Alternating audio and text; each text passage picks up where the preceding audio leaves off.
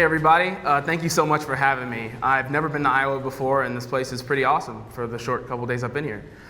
So what I'm going to do now is I'm just going to share a brief story about me just to give you some context, but really I have 5 things that I want to talk about with you all, and hopefully I'm going to try to end early so that we can leave more room for Q&A because I'd love to have a dialogue with you people here.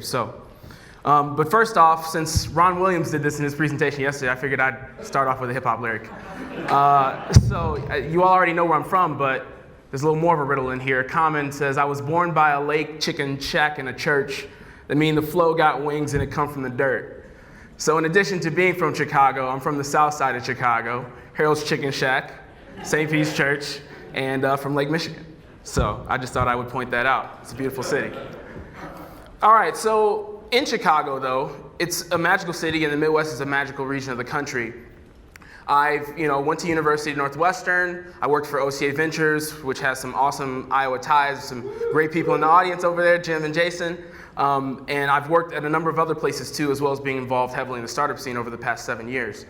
But it got to a point where I realized that I was trying to reflect on what I wanted to do with my life and what its meaning was to me and what its purpose was. And I had learned so much from this great city with these altruistic people that just infused me with knowledge and so much about the business side of things and entrepreneurship and financial modeling and investing and understanding what startups need and how to design business models. But the part that was missing for me was that I wasn't creating things. I was more facilitating other people to create. The last job I had, I was hiring developers and designers to build mobile applications, web applications, spending a ton of money, and I was, as Antonio mentioned, the idea guy.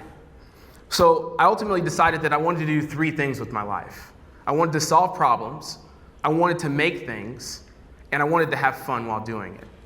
So I decided to leave one of the best jobs I ever had, working at Sandbox as this founder in residence. And I decided that over the period of a year, I was going to try to teach myself how to build web applications on my own, how to learn how to code, how to design, how to build web applications and ship them. I did this with a friend of mine. His name's Mike. So after 11 months, Mike and I realized that it's really, really hard to do this, especially if you don't have a background in development, which I didn't. I studied organizational psychology in college, and I had no math or other prerequisites that lots of other computer programmers have. So after doing this, we got the foundation, we got the fundamentals down, but there were a few things missing.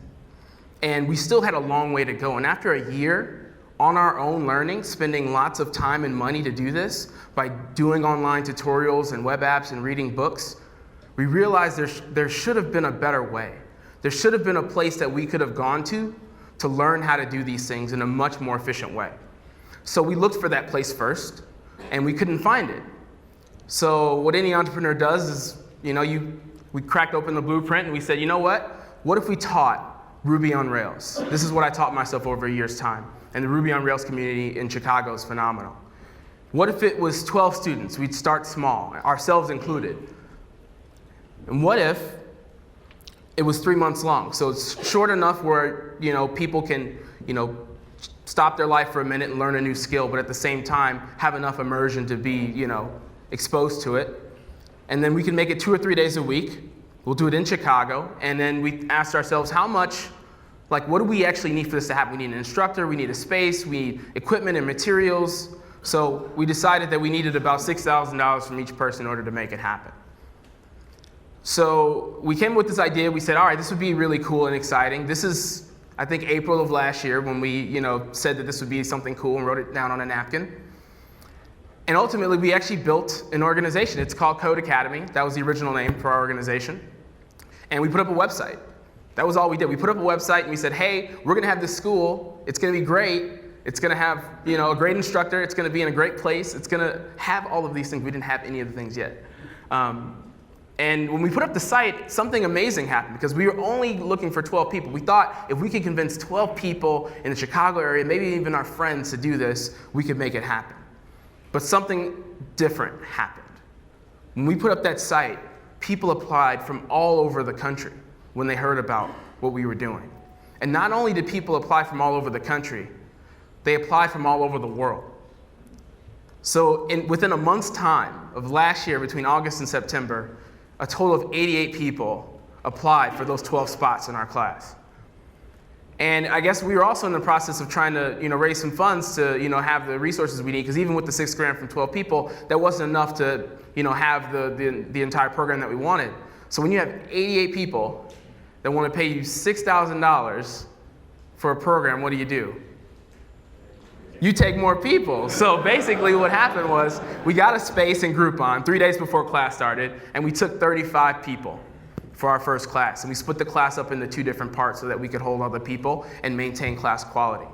So I'm going to run through briefly how we got to today, but then I want to get into some of the things that we've learned in building the school and making it successful. So we had 35 people in Groupon. After that, we finished that sublease and we moved into a new space in the John Hancock Center, downtown Chicago. This is the view from the building, which is incredible. And we had 56 students. So we increased our class size, and we also expanded in teaching some design. We taught user experience design that quarter. Then the next quarter, we moved into the Merchandise Mart in Chicago, which is apparently one of the largest buildings in the world. I think it has its own zip code. And we had 80 people in there, and that's when we expanded also teaching HTML and CSS. And then this past summer, this is a picture from one of our demo days where we have our students present at the end of the quarter.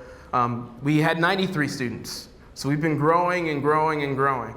And that's not by our choice, but almost by demand, because we had so many people that wanted to go through this program. So after the summer, we realized that we were Code Academy. That was the name of our business. It was codeacademy.org. And about a year back, around the same time we launched, unfortunately, another company also launched with a very similar name, Codecademy. Drop the A in Academy, it's Codecademy. It was a Y Combinator startup. They're an online web tutorial. It's a great company, it's a great service. The only problem was that it was kind of a shitty name. So basically what happened though is Zach and I became friends. He's the founder of Codecademy, and we ended up talking, and we found a way to sort of come to a resolution where I decided to evolve our brand. So we've changed our name to the Starter League. And that's not just because of that other company and that name snafu, even though I feel like I've almost become a trademark lawyer after that whole endeavor. The other reason we decided to call ourselves a new name was because we were no longer just an academy for coders. We weren't just a place that you would come, learn how to code, and leave. We represented something so much more than that, we realized, because of the impact that we had on these people's lives. So in addition to coding, we teach design. In addition to design, we teach people how to package code and design to ship real, meaningful, successful web applications. So what we're really creating are starters. And what we represent isn't just a place that you go to as an academy and become an alum of. It's a place that you actually train really hard to join into. So you're joining a league when you go through our program, a league of people that are going to live the rest of their lives solving meaningful problems with technology. So that's essentially the idea behind our name.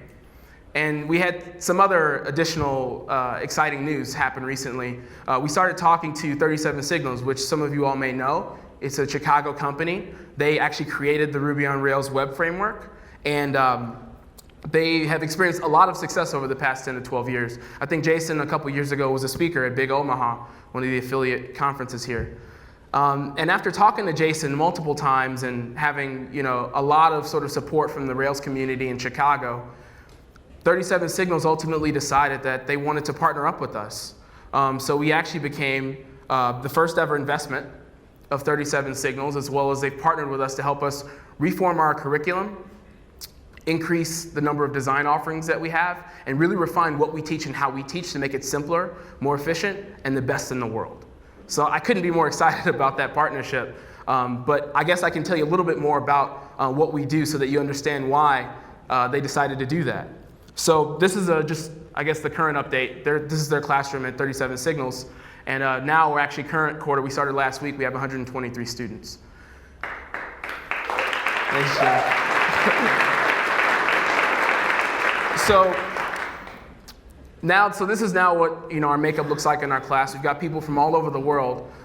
But far more interesting even than this, we've actually got people from all walks of life. I think listed up here is every single job that Antonio's ever had.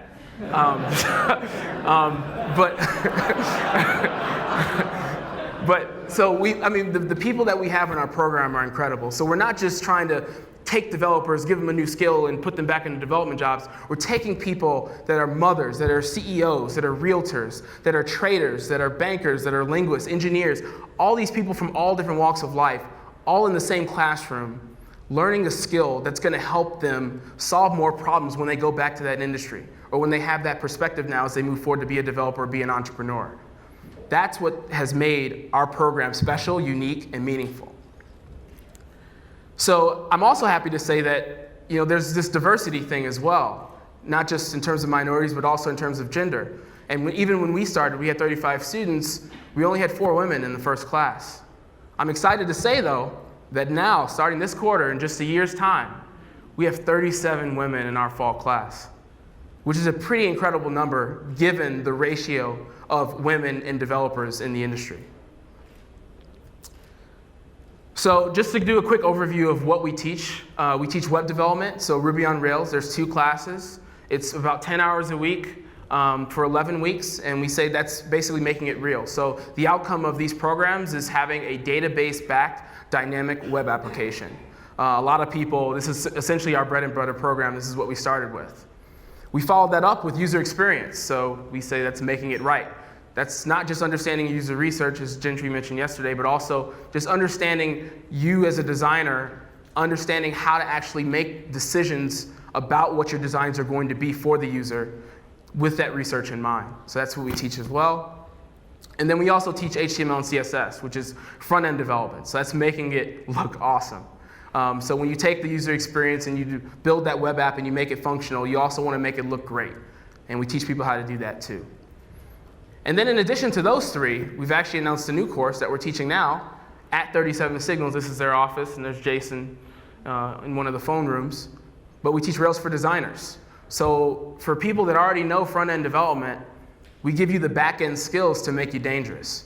Because then, basically, if you're a designer that has the back-end skills as well, you can pretty much work at or from anywhere. So we were really excited about that, and believe it or not, Jason Fried himself is actually a student in that class. He just started last week. So now I want to get into the 5 things. And these are just 5 main points I'd love to really engage in a dialogue with you about. I tried to run through that first context part quickly so that we could have more time for Q&A. So the first thing that we've learned is that in-person learning is far more effective in a short period of time than online. And that's for now.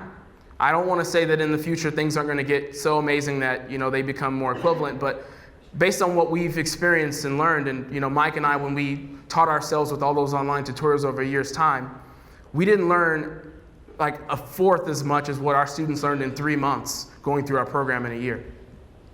So this is a picture of one of our new classrooms. As you can see, there's 1 computer for every 2 people. So what's happening is there's 1 keyboard, 1 mouse, 1 screen, 2 people. It's called pair programming. This is what agile software developers use in the industry. But we decided to take that and put it in the classroom.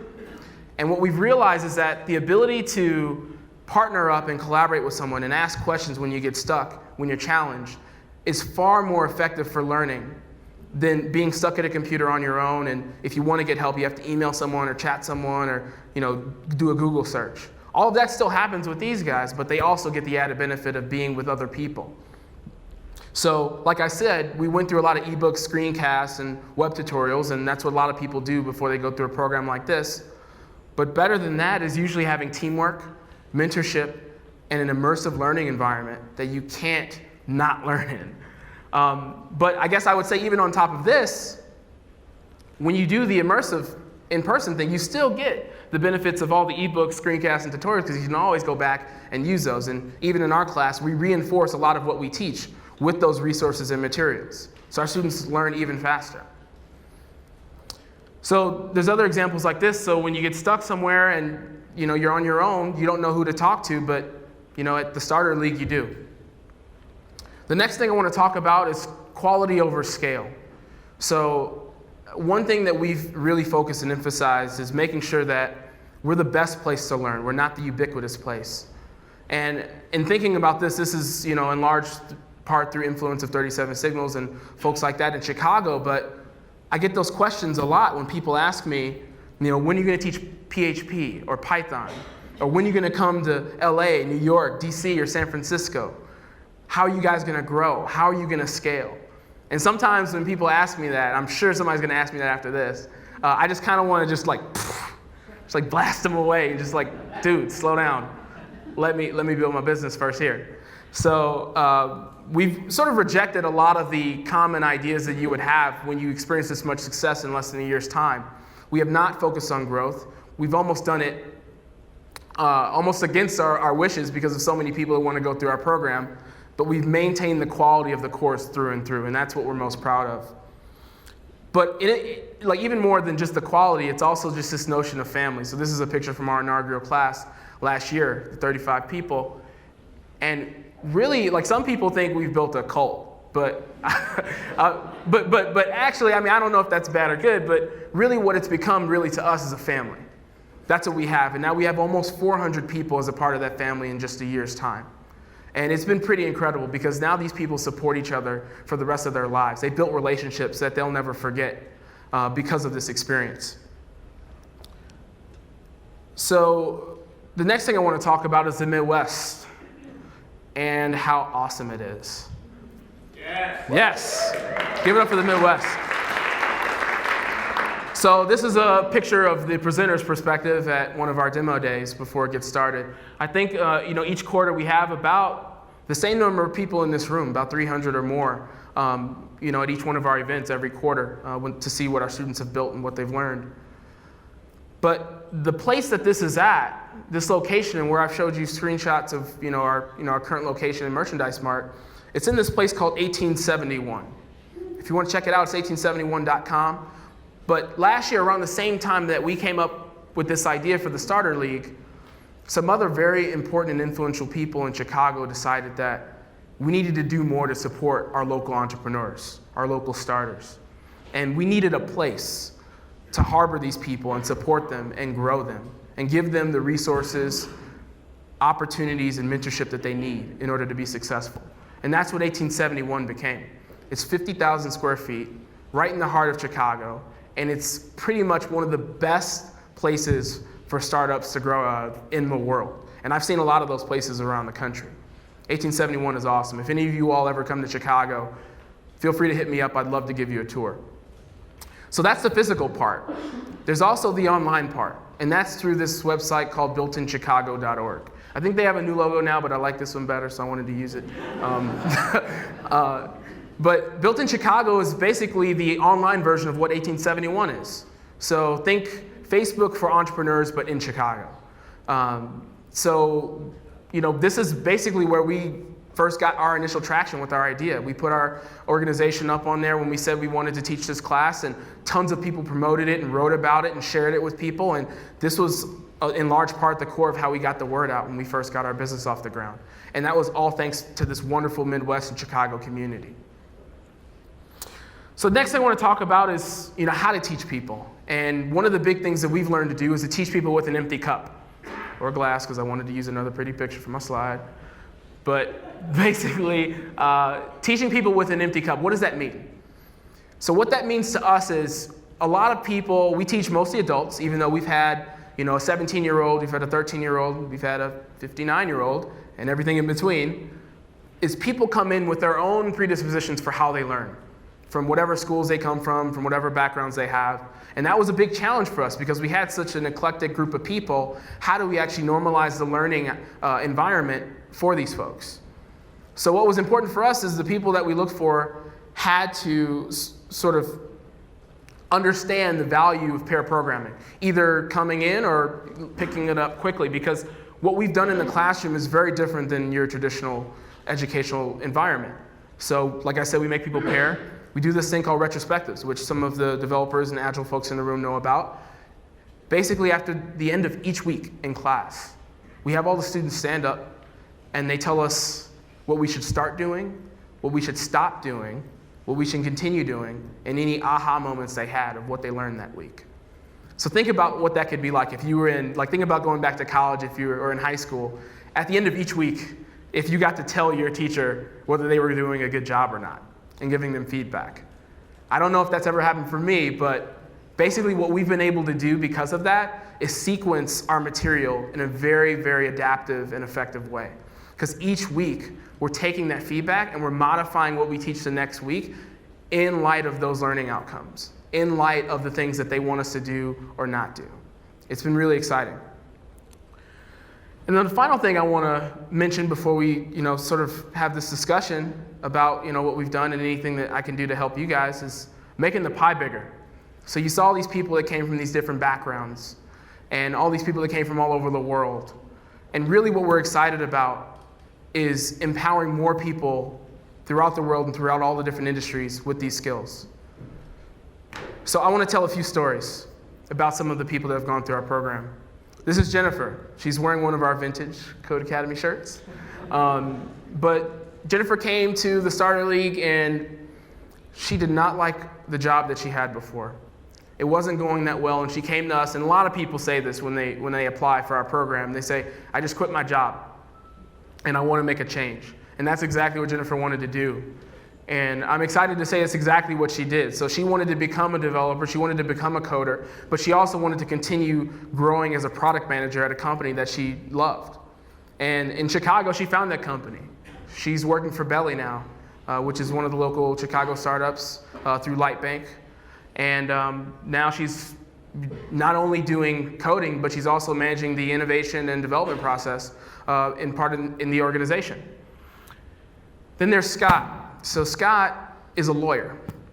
And he came to us and he said, I'm a lawyer, I've been doing this, but I've also been really interested in technology, and I have this idea I want to make real because I've had all these issues whenever I go to trial and I have to manage all this information, these documents for my cases. And I don't want to pay anybody to do it. I want to learn how to do it myself. Scott learned how to do that himself, and he built a web app called warroomlaw.com. And it's live. It's real. It works right now. And it solves his problem and a lot of other lawyers at this point. So these are people that are coming from these different industries and professions. They're going through our program, and they're getting these skills to solve their own problems for the things that they've gone through. Now there's Shirley. And Shirley has a different story than a lot of people in the Starter League. Shirley already works at a company. She has a job at homefinder.com. She's a product manager there. She convinced homefinder.com to send her to the Starter League to learn Ruby on Rails, not to be a developer herself, but to better work with her developers and manage them in a much more effective way and understand what they do and how they build it. But what's funny about this, and this happens to a lot of people coming in thinking they're just going to learn the basics, is that Shirley practiced really, really hard. She had a husband to go home to every night. She was an avid cyclist, but she ultimately decided that in addition to working full-time, she was going to build a site for the Bike Commuter Challenge in Chicago. And she built the entire web app herself, where it manages all the registrations and information for all the bikers in the city. Shirley built that on her own. And then finally, there's Tom.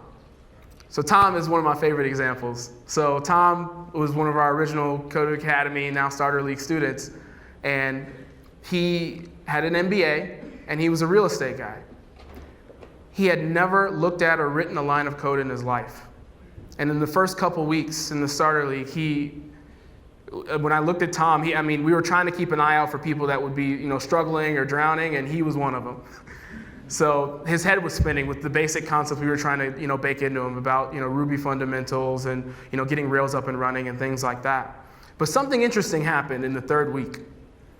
We kept giving out these challenges. We do lots of learning labs and things like that for people to work on. And I found this out after the quarter ended, by the way. But apparently what Tom was doing whenever we issued these challenges is whoever he was pairing with, he would say, hey, instead of making this list of baseball teams or fruits and vegetables, let's make a list of these properties that I have.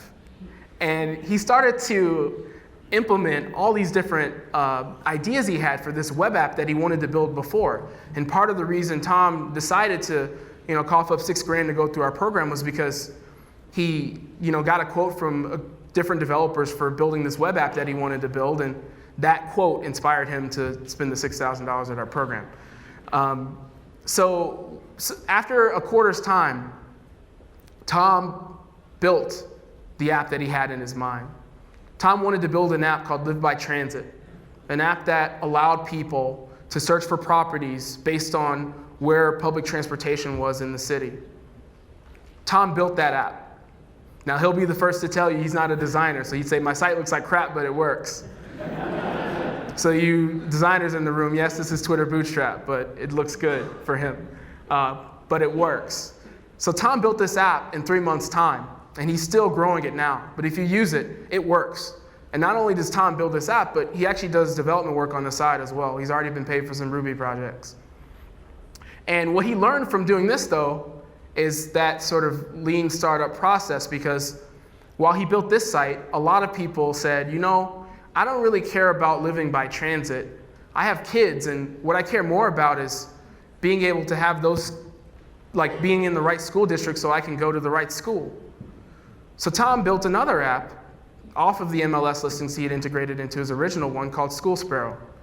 And basically what School Sparrow does is it allows people to search by school district to find a property. So I remember, you know, Tom tells this story all the time to people, and it's really awesome to see somebody go from nothing and never written a line of code in their life to having built 2 web apps and doing, you know, work on the side. But, you know, I'm really thankful for stories like that. Tom, Shirley, Scott, Jennifer. These are just 4 of the many examples that we have of people that have changed their lives by going through our program. We have Greg, who moved here from LA, became an engineer, found a girlfriend, got an apartment, hooked on Uber. We've got Ben, who became a dad the same week that he got his first job as a software developer after going through our program. We've got Tracy, who was who went through our user experience class, and she's now an employee user experience designer. Braden just started last week, and they've already started to write about their experience. And then there's James, who, you know, a lot of people say this, but basically the instructors that we have at the Starter League are some of the best in the world. And a lot of people tell us that it was the best organization and best class they've ever been in. And then, I guess as I mentioned before, Jason Fried himself is in class, with me actually, and he and I are learning Rails together. And I think it's kind of funny and ironic that the guy who runs the company that created Ruby on Rails doesn't know it, but he will in 2 months' time.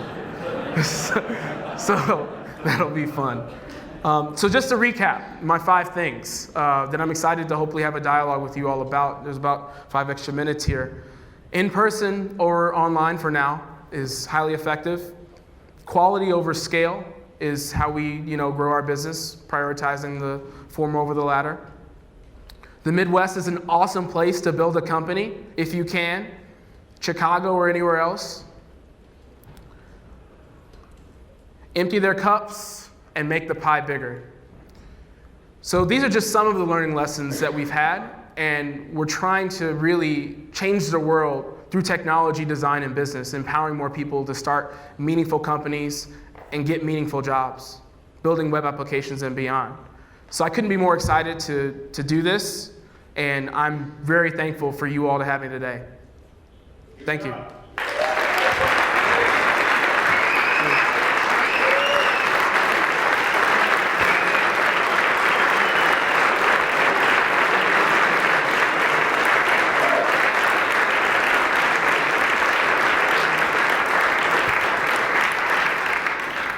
Thank you so much. Thank you. What a great talk. If you guys have questions, please line up right behind the microphones right here. The first question I have for you is, when are you coming to New York or LA?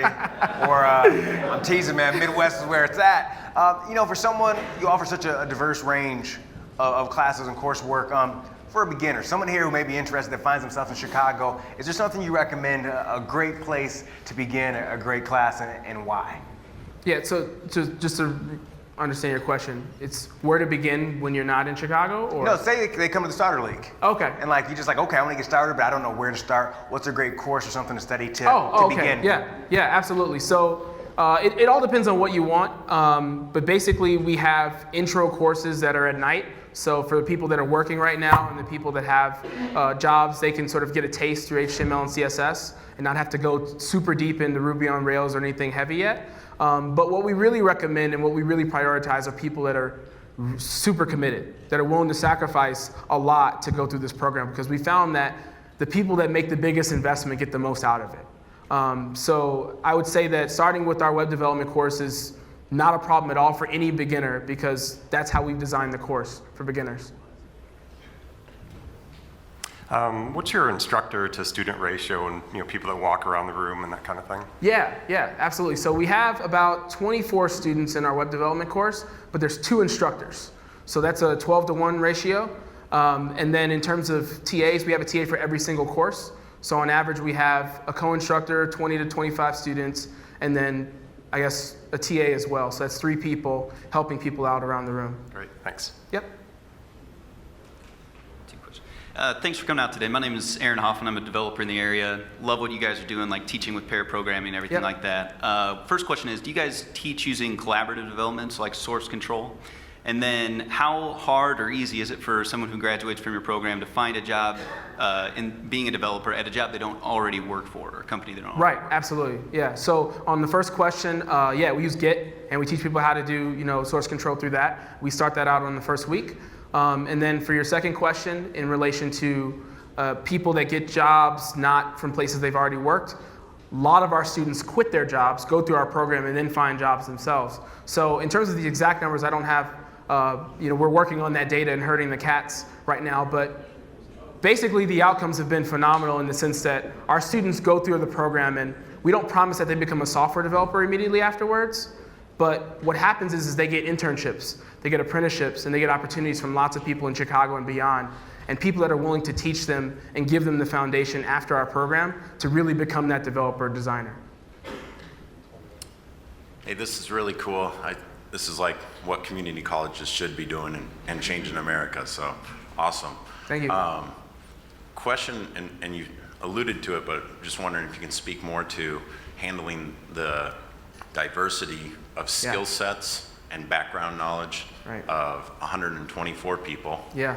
And in a very rapid time period, kind of what tips and tricks have you learned that's effective in order to kind of get everyone going in the same direction? Right. So it's twofold. So on one hand, there's the actual in-person, in-classroom challenge, which is these people know different skills. We've even had people go through this beginner course for Ruby on Rails already knowing how to code. They already know other languages, but they come in here and we say, well, this is for beginners. Why do you want to do our course? And they say, well, you're teaching Rails and I want to learn it from people that really know how to teach it. And I'm willing to help the people that know less than me. So what you'll find is that even though people have these different backgrounds and skill levels, they're willing to help each other. And it's really different to know how to do something than to teach someone how to do something. And that's basically the culture and environment we've created, where we're not just teaching you with our instructors, but the other people in the class are teaching each other as well. So because of that, the value sort of becomes exponential. As you know more, you have more to share because you're sharing that with other people. So what we found in class is that the most effective way is to have them interact, but then outside of class, we do a lot to support people that want to move faster, sooner. So we have lots of additional workshops and additional challenges and exercises for people to work on so that they can move at the pace that they want. I guess you just touched on it there at the end, but for the people that come into Chicago and take these 10, 12 hours of class, what do they do the rest of the time? Can they take more than one class, or are they just hacking all week? Or? Yeah, so what I'm referring to when I say class time is the actual time that we're doing lectures. Most of the time in most of these courses are a full-time commitment. Sure. So in terms of, if you were to break down hours, it's essentially like a full-time job in terms of what people put in. Because throughout the day, what we have is, in addition to class, is there's lots of additional workshops, programs, exercises, and we have office hours with different TAs, and there's tons of events and activities going on in the Chicago area. Groupon has done a lot to promote lots of sort of tech people in the area and pull them in, but even more than that, there's all these hundreds of other Chicago companies that are now looking for help and talent and design resources and development resources that our students are now learning from, interacting with, and visiting. Cool, thanks. I was curious a little more about your selection process for choosing Ruby on Rails for introduction to program, as opposed to maybe did you consider other environments and that kind of thing? Oh yeah, so we definitely considered a lot of different environments and a lot of different languages. I started off with Python actually, because that also has a very strong community in Chicago and is easy to learn. But really ultimately we decided for a couple reasons. One was the community in Chicago for Ruby is just sort of second to none. And then Ruby as a language is the syntax is very English-like. So it was something that was very friendly for our students, and it was also something that the instructor that we found originally, Jeff, he was one of the best in the world at teaching. So with those two things in mind, and with the fact that we were in the city that created Rails, it just sort of made sense for us to teach that technology. And while there's a lot of other ways to teach, we felt that we're the best at teaching it this way. Okay, thanks. The last question. Sure. This is a two-part question, Antonio. I can handle it. Bring it. Whoa. Yes or no, do you have dorm rooms? Do you guys have housing available for people? So, well, there's a weird answer to that question. So, sort of not formally, but there are a number of, I guess, houses that have popped up with lots of our students living in. Cool. And then the other one is yourself. Have you continued to learn how to develop? And are you building something? Is something out there? Yeah, absolutely. So that I'm actually proud to say that I'm a developer as well. I'm writing code now. I'm actually also in the Rails for Designers class with Jason. But I actually helped taught one of the web development classes as a TA a couple quarters back, and we're building an app ourselves. I'm working on it. It's called Code Mountain. But basically, it's going to be a learning management system that'll augment the learning process for our students, and I couldn't be happier. Thank you guys so much.